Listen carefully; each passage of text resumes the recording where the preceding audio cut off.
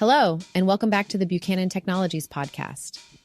Today, we're tackling a question that's on the minds of many business leaders.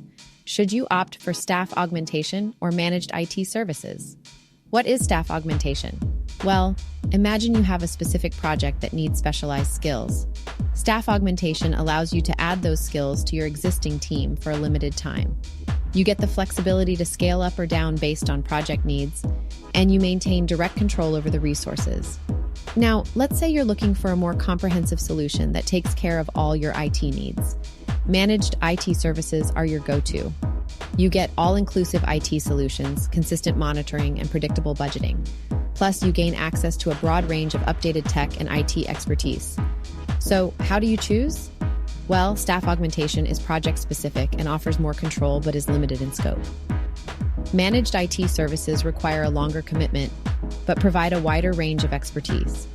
To decide, you'll need to assess your specific business needs, your internal IT strengths, and the long-term implications of each choice for your goals.